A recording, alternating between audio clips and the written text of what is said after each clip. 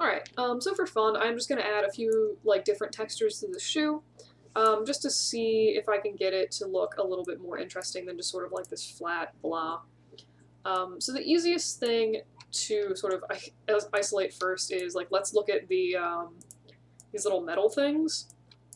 And I'm not gonna actually apply any kind of, like, fancy textures. I'm just gonna use slider textures just to sort of, like, you know, see what I can get with that without getting, like, too crazy fancy into stuff. So I'm rendering with Arnold, which is what we're using for this class, so I'm going to use an AI standard surface shader, and I'm just going to go ahead, and I know that I want these to be metal, so I'm going to turn the metalness all the way up, and even that looks way more fun than it used to. And then I'll just, again, just kind of maybe make these a little bit rougher. I find the rougher the metal is, to a certain extent, it'll sort of catch the highlights a little bit more, and, like, do a better job of sort of showing off the metal, like, contours of the object. And I think for the major pieces of cloth on the shoe, I'm going to go ahead and, again, assign a new material to these. Just a standard AI standard surface. Oof. Why is that so shiny by default? This is like vinyl, scary vinyl shoes. Blech. Okay, anyway, sorry, I just marvel at how weird looking they are. And then you could, if you wanted, maybe, like, I don't know, maybe you want these shoes to be blue. It's also not a terrible idea to sort of start texturing and lighting sort of in tandem, because, like, once I made this blue, it's obviously being affected, like, completely differently by the lighting, which honestly I kind of like. So I think I'm just going to kind of run with that, but, like, just be aware of that again. If you're changing the texturing after you've done the lighting, you know, especially with weird color lights, like, that is going to have probably a fairly significant effect on the render. So just something to think about. Alright, so I'm just going to call that halfway decent. Maybe make this even a little bit rougher since it's fabric. And then there's, like, rubber bits on the shoe. I'll show you one or two sort of fancier texturing things after this, but again, I mean, for the most part, you can get a pretty good range of textures with these, just sort of like basic sliders with stuff. And also this week isn't really about texturing, so we'll be going over, again, more of that kind of later. But I do remember that there is, in fact, a rubber preset, and that is some very shiny rubber. What? Okay. Well, ew. Frankly, just ew.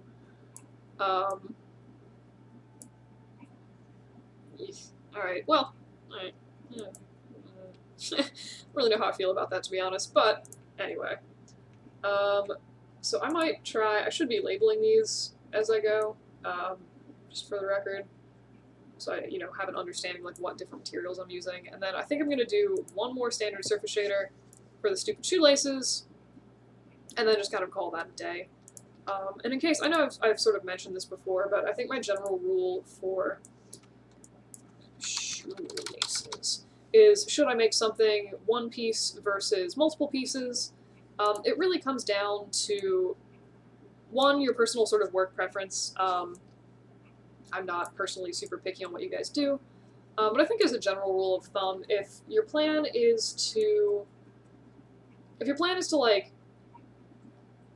not need to create a bunch of separate texture maps for things, you can just leave, like, if it's a separate material in real life, you can leave it as a separate piece of geometry and just, like, you know, model it into the rest of it, basically.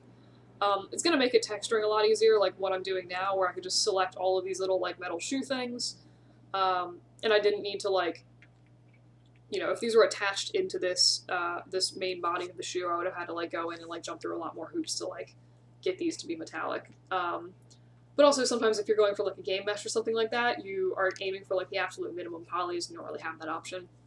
But also you don't really, again, really need to worry super crazy a lot about that this week. So one thing I do really want to show you really quick is just, like, how to map in some basic file textures to things. So I'll start with the sort of body of the shoe. I'll show you color.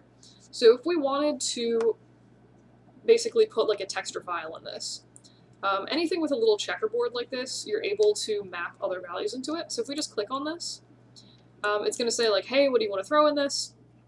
If you wanted to do, like, a PNG file or something like that from your computer, you could use a file texture. I do want to run through a few of the ones available in Maya. Let's see here. Wait, what? 2D textures. Sorry. Alright, so if you go to 2D textures, there's a lot of different options here. So there's like a checker texture if you wanted some kind of crazy, like, checker shoe, which frankly I kind of like and I shouldn't. Cough, cough. And I should also mention that texturing is dependent on UVs, which is a thing we'll be covering next week. So if you are trying to like map textures onto something this week and you find everything is like crazy and stretched and like not a nice checker shaped texture, that's a thing you'll be fixing next week. But if you just want to start kind of like playing with the textures, you're welcome to do that. So I'm going to stop the render so it doesn't, kill the recording. I'm going to hit 6 on my computer to bring up my shaded mode. Which it'll show you, like, basic textures for color and stuff. I would like to emphasize that this is not a render. This obviously looks entirely different than what the render view window looked like, but it is a good way to preview textures, again, without needing to render. So if you decide that you don't like this checker texture, what you can do is just right-click on the color text and do break connection. And then you can map in a bunch of other random stuff. So there's some options. There's also like a noise texture if you want that, and you can play with all of these different slider values to get, different weird effects. So let's see, that's noise texture. I'm going to break that connection. I'm just going to kind of run through the first most useful ones that I usually use. And then my other one that I usually use a lot is like a ramp texture. And this one's kind of fun if you need gradients. You can set the type to be, and this is dependent on UVs, which I'm going over next week.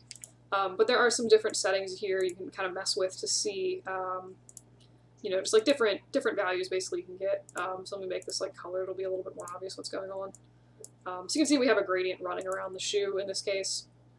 And again, how this gradient pops up on your shoe is entirely dependent on UVs. So if it looks really crazy, don't worry about it till next week.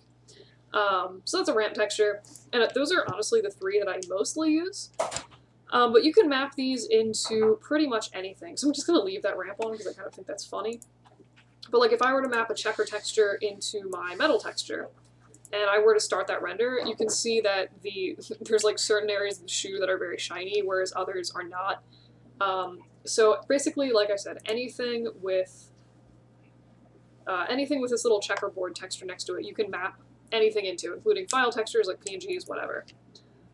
So one thing that I am going to do, just because I can, I know I have good UVs on this, I'm going to add a bump map to this, which again, I'll go over later. I'm just kind of like showing you a preview of like what we're doing for the future. But if we go under the geometry tab, you'll see this little bump mapping node, and again, little checker thing, you can map stuff into it. Go to my 2D textures again, and then I'm going to grab the cloth texture. And basically what this does is it adds in fake geometry. It'll make the texture, or like the surface, look a little bit bumped or lumpy, whereas like that's not actually in the geometry itself. So this is a purely like render time thing. So if you go into bump value, it's going to show me the little cloth texture I have. And then again, I'm going to go over all this stuff in more detail later. But I'm going to go into this place 2D texture node, and I'm just going to like repeat the crap out of this, maybe like 100 times. Basically what this does is it just sort of shrinks the cloth texture. I think I should have maybe done 200.